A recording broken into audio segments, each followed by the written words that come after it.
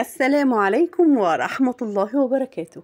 أهلا بيكم يا حبايبي في فيديو جديد من فيديوهاتي. النهاردة يوم جميل بإذن الله، مليان نشاط وحيوية وطاقة إيجابية بإذن الله. إن شاء الله الفيديو بتاع النهاردة هيعجبكم جدا جدا، لأن احنا هنعمل فيه شيء مختلف تماما النهاردة، هيعجبكم قوي إن شاء الله. يا ريت تخليكم معايا لنهاية الفيديو واستفادوا من كل حاجة أنا بقولها لكم في الفيديو، والطريقة والشرح وكل حاجة، وإن شاء الله إن شاء الله هتخرجوا من الفيديو ده مستفادين 100% بإذن الله. النهاردة بإذن الله هنعمل وصفة حلوة قوي هتعجبكم جدا. قبل ما نخش في تفاصيلها وقبل ما نعرف تكتها وحركتها، يلا بينا اضغطوا لي في اللايك والشير والسبسكرايب في القناة وفعلوا زر الجرس علشان يوصلكم كل جديد. النهاردة ان شاء الله هنعمل البريوش، او هنعمل الشريك الصعيدي او الشريك المصري. هنعمله بطريقة سهلة وبسيطة، وهيرمي كمية كبيرة قوي وهيديكي نتيجة هايلة، هش وقطني وحاجة كده من الاخر ملهاش حل. مكوناتنا سهلة وبسيطة. انا النهاردة هعمل كمية كبيرة شوية، بس هقول لكم مقادير الكيلو بياخد قد ايه علشان تبقوا عارفين الطريقة صح لو انتوا هتجربوا مثلا في كمية مش كبيرة. تمام كده. بصوا بقى يا بنات، الشريك من الاكلات الحلوه قوي، الشعب المصري بيحبها. جميله جدا جدا، سهله. الولاد بيحبوها لان هي بتبقى باشكال مختلفه، وطعمها هشي كده وقطني، حلوه قوي قوي في الفطار مع كوبايه الشاي بلبن، بتبقى تحفه في العصاري مع الشاي، تحفتين برضو. يلا بينا نشوف المقادير بتاعتنا على طول عشان ما تقولوش عليا رغايه وبرغي كتير في الفيديو. اول حاجه هنا يا بنات بجيب كميه الدقيق بتاعتي. انت لو هتستخدمي دقيق كيلو دقيق، دول يعتبر اكتر من 2 كيلو دقيق. كل اللي انا هستخدمه المواد اللي هستخدمها معاكم في الفيديو هتشوفوها معايا بكل التفاصيل. الدقيق اي نوع دقيق، متعدد الاغراض، يعني متعدد الاستخدامات. والخميره بتاعتي اي نوع خميره بتحبيه. انا بحب الخميره البيره القطع. انت بتحبي الاكياس هاتيلك 2 كيس. تمام. ليه؟ لاكتر من 2 كيلو دقيق. لو هتعملي كيلو دقيق واحد هتستخدمي كيس واحد اللي هو 12 جرام. تمام كده. حطيت حبه لبن دافيين، عندي اللبن كميه لبن حلوه دافيه، جبتها وجهزتها، وحطيت معلقه سكر على الخميره علشان تتفاعل معايا وتنشط معايا، علشان السكر بيساعدها ان هي تتنشط. تمام كده. عندي اللبن دافي زي ما انتم شايفين كده، هضيف عليه السكر بتاعي عشان يدوب معاه، بدل ما احطه على الدقيق ويفضل كده حبيبات في الدقيق او اي حاجه ما تدوبش. عشان اضمن ان هو داب هحطه على اللبن الدافي او السخن كمان، يعني دافي اكتر من الدافي بشويه. ليه بقى اكتر من الدافي شويه؟ لانك انت لما هتحطي له السكر هيبرد، فلما يبرد هيوصل لدرجه الحراره اللي انت عايزاها. طبعا اي حاجه بتستخدمي فيها خميره لازم تستخدمي لها الميه الدافيه او اللبن الدافي. انا هنا ضفت بيضتين عاديين خالص اهم، كسرتهم قدامكم وحطيتهم. طبعا انت لو تستخدمي كيلو دقيق هتاخدي له بيضايه واحده بس، وكيس خميره 1.5 كيلو من اللبن. تمام كده. ادي الخميره بتاعتي ابتديت ادوبها علشان تدوب معايا واقدر اشتغل بيها على طول بشكل كويس وشكل سريع. تمام كده يا بنات.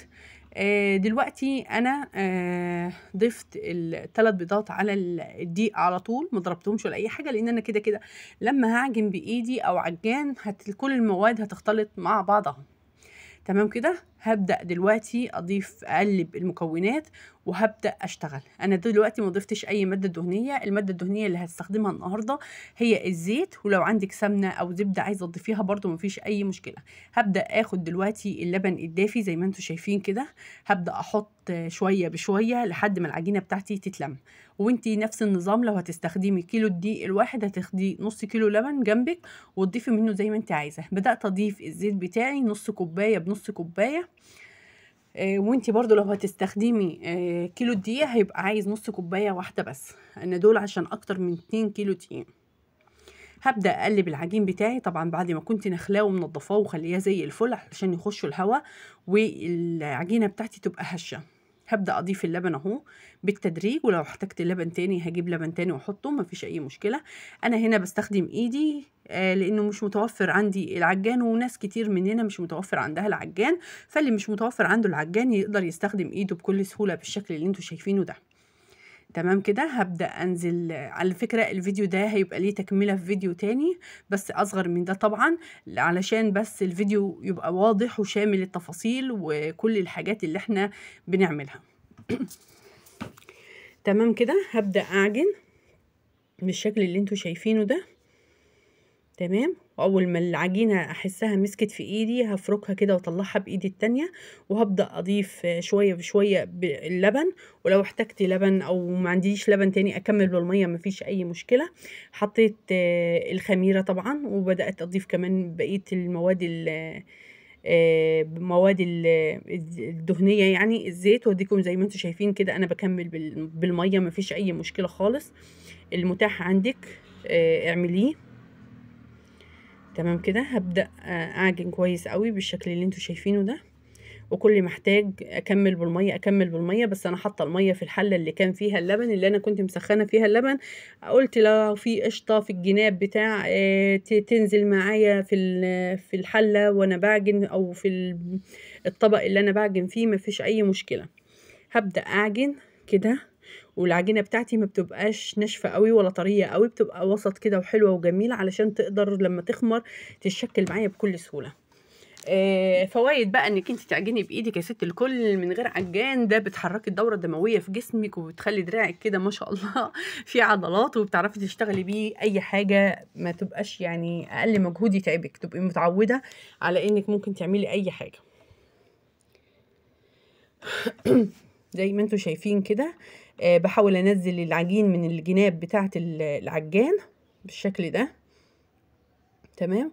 وهضيف هنا حبه زيت علشان بس العجين ما يلزقش في ايدي، وتكمله يعني لعمايل تكمله للعجين يعني بالشكل ده. انا بحب المعجنات جدا جدا جدا، مش قادره اوصف لكم انا بحبها قد ايه.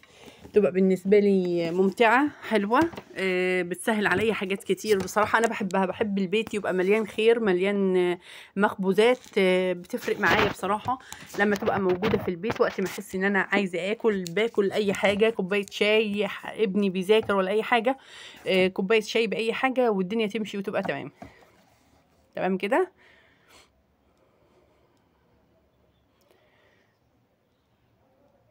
ابدا اعجن زي ما انتوا شايفين كده، والعجين بتاعي باخد ودي فيه واخدمه كويس قوي علشان يبقى فيه مطه، يبقى فيه عرق. الخطوه دي مهمه جدا يا بنات، انك انت تاخدي وتدي في العجين كتير، علشان ده بينشط الخميره جوه العجين، وكمان بيخلي العجينه حلوه، بيخليها تمط، بحيث انك انت لما بعد ما تخبزيها ما تبقاش فاضيه من جوه كده، لا بتبقى مليانه كده وحلوه وجميله.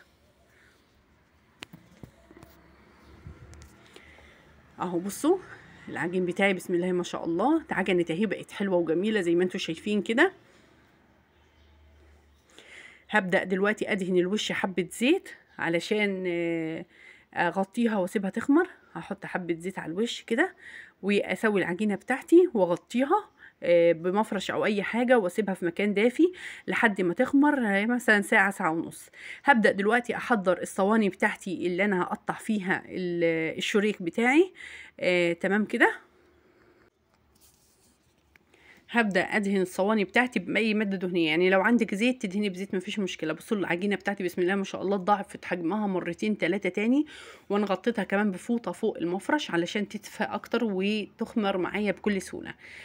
بصوا دلوقتي انا بدهن الصواني بتاعتي باي ماده دهنيه. انا بحب ادهنها بالسمنه بصراحه، لو عندي زبده كنت دهنت، بس السمنه يعني اقتصاديه ومتوفره شويه عن الزبده، فانا حبيت ادهنها بالزبده ادهنها بالسمنه، لان الحاجه لما بتدهن بالسمنه بتستوي حلو، بيطلع شكلها حلو جدا جدا من تحت. وانتوا في الفيديو اللي جاي انتظروني بقى التسويه والنتيجه النهائيه خرافه، هتنبهروا بجمال الشريك ده. كان الجزء الاول في الفيديو، طريقة عجينة الشريك وطريقة التسوية بتاعت الشريك في الفيديو التاني، والنتيجة النهائية يعني للفيديو في الفيديو اللي جاي بإذن الله. هيعجبكم جدا، أتمنى انكم برضو تشوفوه، ما تنسوش تشوفوه، هيعجبكم قوي والله العظيم. بدأت أدهن الصواني. أنا هنا بستخدم أي حاجة متوفرة عندي، صواني كيكة، صواني بسبوسة، مفيش أي مشكلة. نستخدم اي حاجه، المهم يديني نتيجه حلوه. انا بحب الصواني اكتر من الصاجات وكده، علشان بتديني نتيجه حلوه قوي قوي، وانتوا هتشوفوا بعينيكم ان شاء الله في الفيديو اللي جاي النتيجه بتاعتهم. هنبدأ دلوقتي نطلع الهواء اللي في العجين. زي ما انتم شايفين كده انا بطلع الهواء، بس الكاميرا اتاخدت شوية ما جابتنيش. انا طلعت الهواء اللي في العجينة، وهبدأ اقطع معاكم اشكال مختلفة. هوريكم كذا شكل من البريوش انا او الشريك، كذا شكل هعمله. انا ببرم حتة العجينة على ايدي والفها دايرة اهي بالشكل اللي انتم شايفينه ده. تمام. زي ما انتم شايفين كده الطريقة سهلة وبسيطة اهو. انا ببرمها واحطها على كف ايدي والفها زي الحلزونة بالظبط. تمام. البريوش بقى تشكليه زي ما انت عايزه تشكليه دواير عاديه مفيش مشكله، عايزه تعملوا منه خليه النحل برضو مفيش مشكله. العجينه دي هتنفع معاكي في كذا حاجه يعني، مش حاجه واحده بس. بصراحه الطريقه سهله وبسيطه والعجينه تحفه حلوه جدا. بصوا اهو زي ما انتم شايفين انا بتنيها على كفه ايدي والفها حلزونه على كفه ايدي بالشكل اللي انتم شايفينه ده، والف اخر طرف من تحت. الطريقه سهله وبسيطه. وبصوا العجينه بسم الله ما شاء الله عامله زي الملبن في ايدي، لان انا خدمتها كويس جدا وطلعت معايا حلوه قوي بصراحه.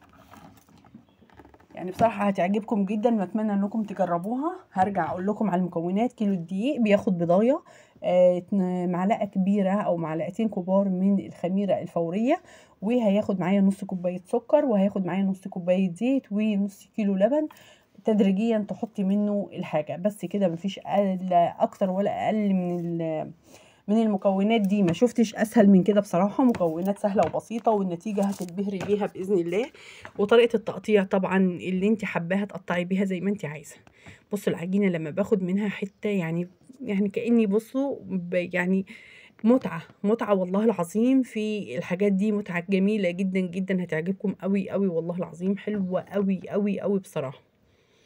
اهو بصوا بالشكل ده.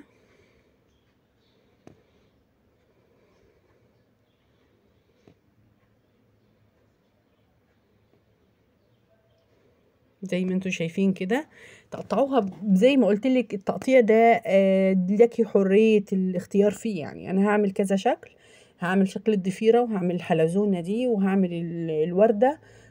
كل ده هتشوفوه معايا برضو. هيبقى سهل وبسيط ومش مكلف ولا اي حاجه.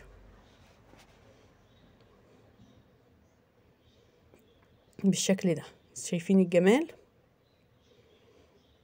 انا مخليه طبق السمنه جنبي برضو علشان لو احتجت مثلا ايدي لزق فيها العجينه ولا حاجه ادهن ايدي مفيش اي مشكله. الشكل اللي انت عايزاه اعمليه اللي انت بتحبيه يعني تعمليه، عايزه تعمليه اعمليه. بصوا بقى انا هعمل الورده دلوقتي. هعملها على قطعتين، قطعه كل قطعه بلفها حلزونه زي ما بلفها بالطول زي ما انتم شايفين كده، وامسك الاتنين وابرمهم على بعض زي الضفيره اهو بالشكل ده. وبعد كده اروح مقفلاهم على بعض اهو بالشكل ده. شايفين الشكل وجمال الشكل؟ حلو قوي قوي قوي بصراحه. جميل جدا جدا جدا وشكل مميز، والاولاد بيحبوه بشكل غير عادي.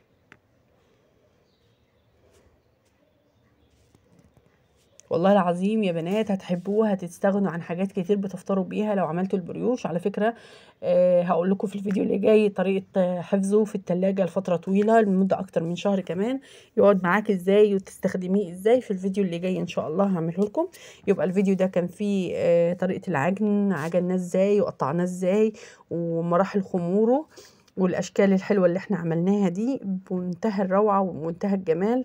حاجه كده من الاخر جميله جدا، هتعجبكم قوي والله.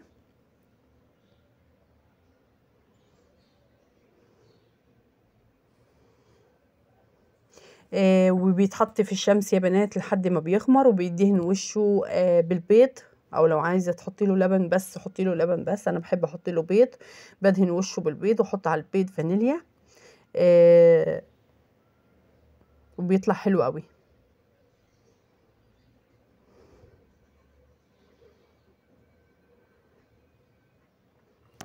زي ما انتم شايفين كده. تكملة الفيديو ده هتلاقوها في الفيديو اللي جاي ان شاء الله.